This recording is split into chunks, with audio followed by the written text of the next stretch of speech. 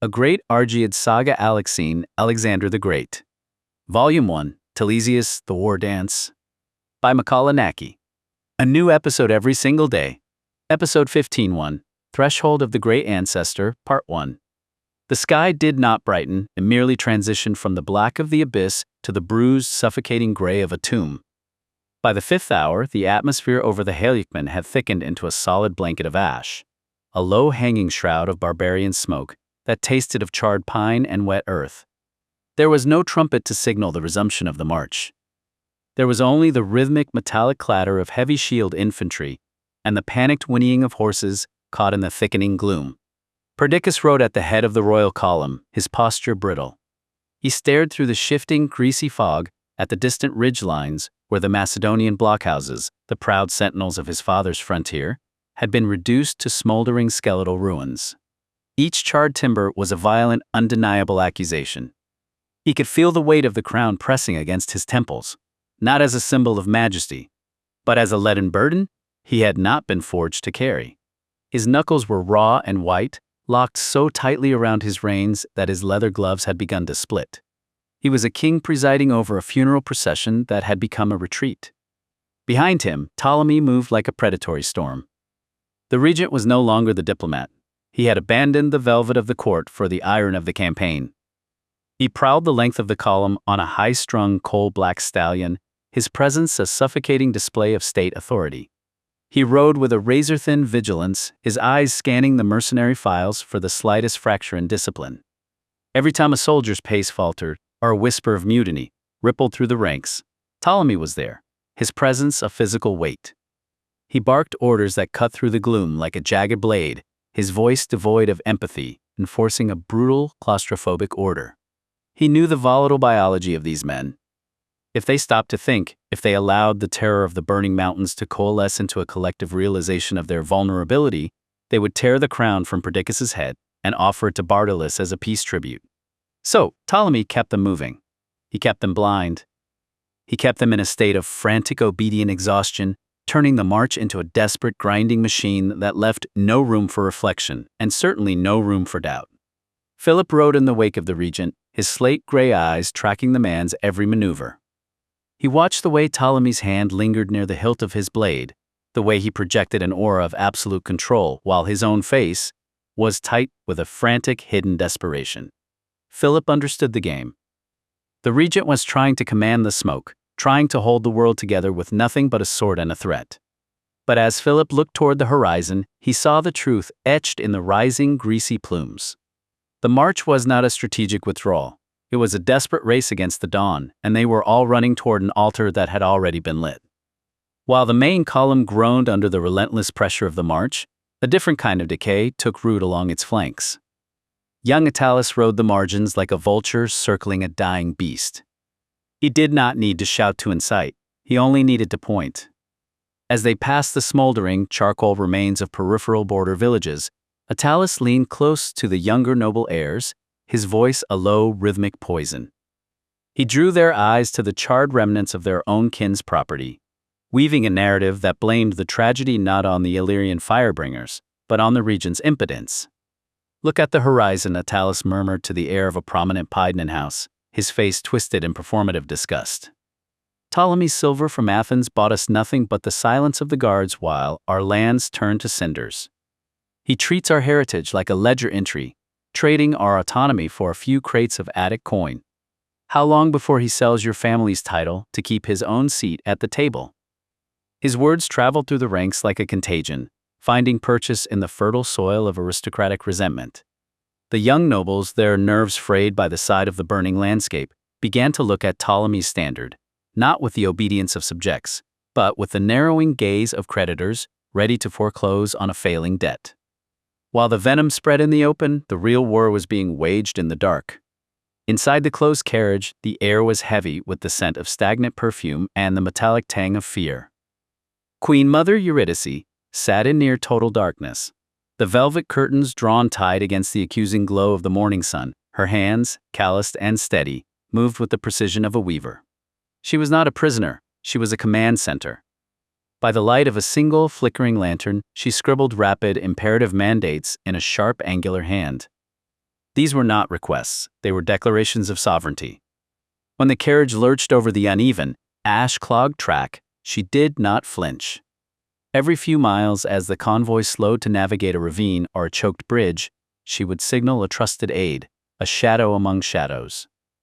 The mandate was slipped through the floorboards, disappearing into the hands of a contact from Antipater's administrative salthouse network.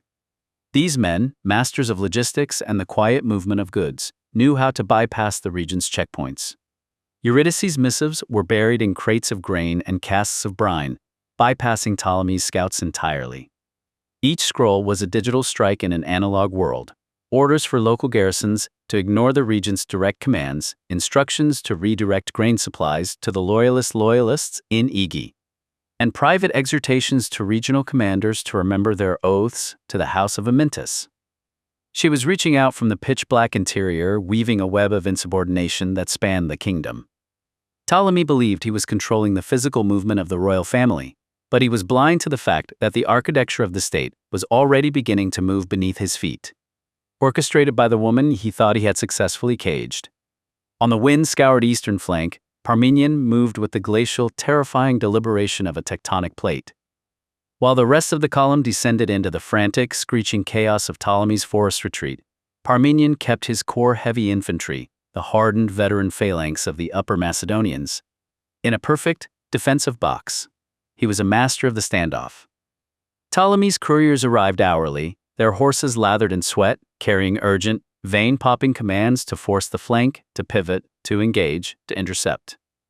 Parmenion read each scroll with a clinical, detached indifference. He folded the parchment, handed it back to the terrified messenger, and gave a single, quiet command to his officers. Hold. He knew that to commit his forces to Ptolemy's erratic whims was to bleed out for a dying cause. Instead, he occupied the high ground of the eastern approach, watching the southern highway with the patience of an apex predator. He had seen the dust clouds rising from Peloponnnese's forced march. He knew the Theban iron was coming, and he had no intention of being the hammer that shattered against it for a regent who would trade his life for an hour of power. Parmenion's camp was a vacuum of noise in a world of screaming. His men stood at their posts, their shields locked, their eyes scanning the horizon not for the Illyrian light cavalry, but for the distinct rhythmic bronze glimmer of the Theban vanguard. He was playing the longest game in the valley. He stood as the ultimate arbiter, waiting to see which figure would emerge as the true pole of power. If Ptolemy could hold, he would be a loyal, if silent, shield. But if the regent buckled, if the boy Prince Philip or the formidable Queen Mother, Eurydice, could seize the narrative of the Ekphora, Parmenion would be the first to wheel his phalanx around. He did not fear the Theban wolf. He was simply waiting to see who would hold the leash. He kept his infantry locked in their box, a massive, immovable anchor in a sea of drifting allegiances, ready to turn the tide for whoever possessed the strength to command the future of Macedon. The second morning did not break with the sun, but with the jagged, rhythmic screech of iron wheels on uneven stone. Ptolemy had made his choice. The elaborate, sprawling baggage train, the physical manifestation of royal grief and state tradition, was abandoned in the mud, left to be picked clean by the vultures and the Illyrian scouts. He had stripped the funeral procession down to its absolute lethal core. Form the wedge. Ptolemy's voice boomed over the low roar of the distant fires, sounding less like a regent and more like a butcher commanding a slaughter. He forced the royal carriage and the surviving noble litters into a high-speed military escort formation. He did not care that the carriage swayed violently, nearly tipping as the horses were whipped into a foam-flecked gallop. He positioned his most loyal mercenary phalanx as a living armored shell around the royals. It was a calculated, brutal maneuver.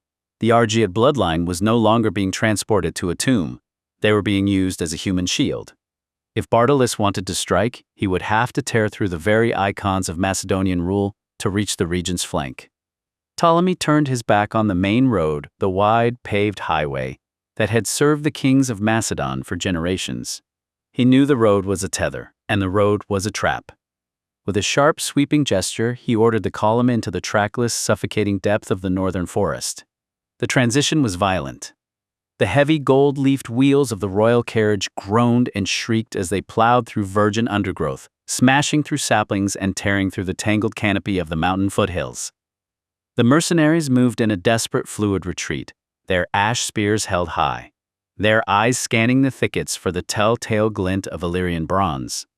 Inside the carriage, the air was a thick, stagnant soup of terror and adrenaline. Every jolt threatened to snap an axle, every shadow cast by the dense pines looked like a barbarian ambush. Ptolemy rode at the vanguard, his face a mask of sweating, hardened iron. He wasn't leading a funeral, he was executing a retreat, and he was doing it with the cold, predatory realization that if he reached the Aegae gates with the royal bloodline intact, he might yet salvage his own life from the wreckage of the kingdom. But as they plunged deeper into the dark, tangled forest, the silence of the woods felt heavier than the roar of the fire. Ptolemy didn't look back at the abandoned baggage train, but he could feel the ghost of his authority shedding away with every mile they put between themselves and the road. The fiction of the Aegae was gone. All that remained was the raw, violent struggle to survive the morning. While the drama of the Aegae unfolded in the blood-soaked foothills, Pella remained a city of deceptive surface-level calm. Inside the administrative heart of the capital, Antipater sat amidst his stacks of wax tablets and sealed scrolls, a man whose silence was far more dangerous than any army's roar. He was the kingdom's silent switchboard. While the regent frantically barked orders from the mountain passes, those commands hit the wall of Pella's bureaucracy and vanished. Antipater worked with the cool, rhythmic precision of a master clockmaker. Every courier arriving from the front was greeted with professional deference, their urgent dispatches processed into the archives, which was merely a euphemism for the waste bin. He had systematically severed the capital's nervous system, ensuring that Ptolemy's frantic, erratic mandates for reinforcements or additional levies never reached the regional governors. To the outside world, the regent had simply ceased to speak. Beneath this veneer of institutional paralysis, Antipater was bleeding the state dry. He moved with a gambler's calculated ruthlessness, redirecting the treasury's liquid silver, the lifeblood of the Macedonian military machine, into a series of obscure, private caches held by loyalist mercantile houses. It was an act of fiscal insurgency. He was ensuring that when the smoke cleared and the survivors crawled back to the gates, the new ruler of Macedon would find an empty vault unless they were willing to negotiate with the man who held the keys. He spent his hours not in prayer or panic, but in the meticulous calibration of the future. He monitored the shifts in regional loyalties, updating his ledgers with a cold, dispassionate hand. He knew that armies could win fields, but only bureaucracies could hold kingdoms. By the time the sun reached its zenith, Antipater had rendered Pella a blank slate. He had effectively uncoupled the city from the regent's doomed crusade, ensuring that when the final accounting arrived, the true power of the state, its coin, its laws, and its records, would belong to whichever figure stood atop the mountain of rubble once the dust had settled. While Ptolemy fought to maintain the velocity of the column, Eurydice fought to dismantle the framework of his power. Inside the pitch-black interior of the swaying royal carriage, she did not tremble. She was a woman weaving a new destiny from the threads of disaster. The chaos of the forest retreat was not a hindrance to her, it was a cloak. Through a series of rapid, whispered commands to her most trusted handmaidens, women who served as the unseen conduits of her will, Eurydice began to prune the regent's reach. She orchestrated the loss of her own personal security detail. It was a masterpiece of misdirection. During a forced halt in a dense, fog-choked ravine, she staged a minor panic, claiming the perimeter was compromised by Illyrian shadows. In the ensuing confusion, she dismissed the men assigned to her by Ptolemy, publicly questioning their competence. As they fell back to join the main mercenary guard, they were replaced, seemingly by chance, by battle-hardened veterans from the Aegae garrison, who had been shadowing the procession in the tree line, awaiting her signal. The carriage was no longer a cage, it was a command post. Eurydice's reach extended far beyond the wheels of her transport. Every time the column crossed the jurisdiction of a local township, she dispatched a courier under the guise of an urgent royal proclamation. These scrolls were sealed with the signet of the late king, and their contents were deceptively simple. They ordered the local mayors and magistrates to seal their gates and withhold all provisions, citing a state of contagion brought by the regent's mercenary host. By mid-morning, Ptolemy was finding his world shrinking. As he pushed his column toward the mountain pass, he found the gates of the local strongholds locked tight. Magistrates who had previously bowed to his authority now stood behind crenellated walls, citing the Queen Mother's mandate.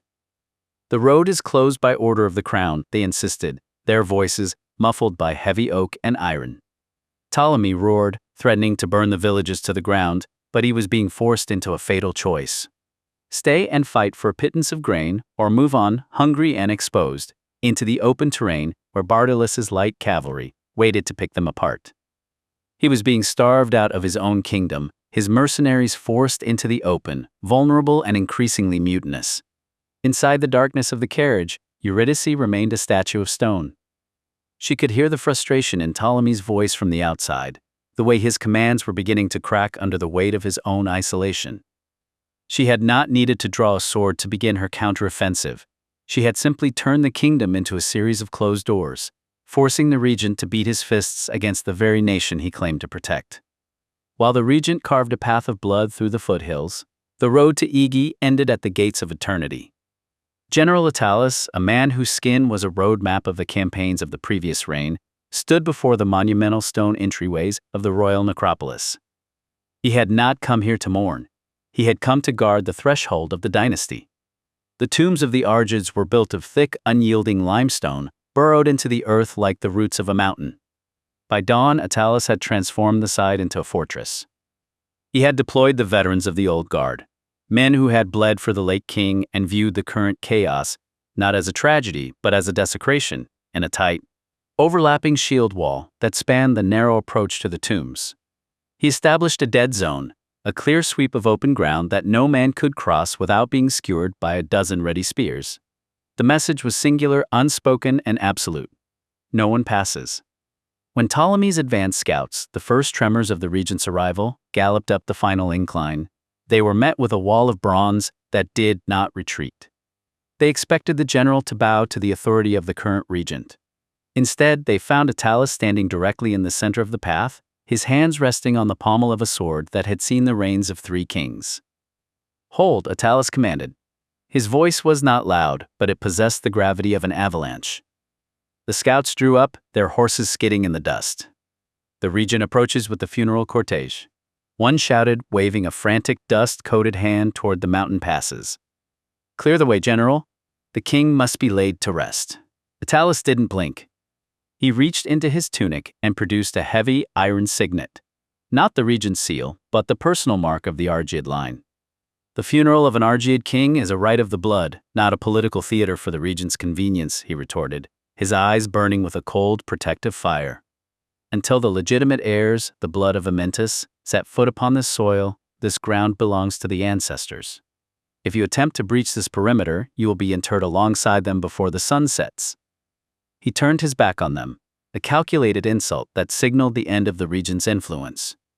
By denying Ptolemy entry to the tomb, Attalus was stripping the man of his greatest asset, legitimacy. Without the sacred rites, without the completion of the burial at the heart of Aegae, Ptolemy was not a protector of the crown, was merely a man with an army. Attalus had effectively turned the sacred tomb complex into a fortified bastion, a place where history stood frozen, and defiance became a holy duty. The regent could bring his mercenaries, his steel, and his fear, but he would not bring his politics into the house of the dead. While the main column scrambled through the dark, pine-choked ravines, young Attalus had discarded the subtle arts of the whisperer. He no longer lurked in the shadows of the baggage train. He rode the ragged margins of the procession, his horse kicking up the acidic dust of the retreat. He was a beacon of restless, dangerous energy, drawing the younger noble heirs to him like moths to a dying lamp. He found his audience in the sons of the great houses, men whose fathers were still locked in the paralysis of their ancestral loyalties. "Look at the path we tread," Attalus shouted, his voice ringing with a calculated, insolent fervor. He gestured toward the dense, suffocating woods that held the regent's failed escort. "We are not a procession of state. We are a cargo of broken promises. Do you see the ash on your tunics? That is the value Ptolemy places on your birthright. He spends your lands like Attic coin and buys our future from the halls of Athens." He was no longer canvassing for sympathy. He was campaigning for a coup of the soul. He painted the Ptolemy-Athenian alliance as an alien infection, a soft, predatory rot that had leached the iron from the Macedonian spirit. To the young men whose nerves were frayed by the scent of fire and the fear of the Illyrian shadow, his words were a long-awaited drink of cold, hard water. Attalus leaned in, his eyes bright with the fever of the political opportunist. A new beginning does not wait for the funeral to end. The throne has been hollowed out from within by men who prefer a seat at an Athenian table to a throne in Aegae. My kin and yours, we are the only ones left who remember that a crown is forged in the forge, not purchased in the marketplace. He moved from group to group, his rhetoric sharpening with every mile they covered. He was effectively turning the Ekphora into a mobile, volatile rally, shifting the allegiances of the kingdom's next generation under the very nose of the regent. Ptolemy's scouts watched him, their hands hovering near their hilts, but they dared not strike. Attalus was too well guarded by the scions of the very houses the regent needed to keep loyal.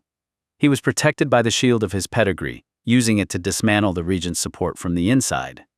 By the time they drew within sight of the Pierian foothills, Attalus had successfully poisoned the wells of trust. He had convinced the future of Macedon that the regent was not their protector, but their jailer, and that the only way to save the kingdom was to burn the alliance that had brought them to the brink of extinction.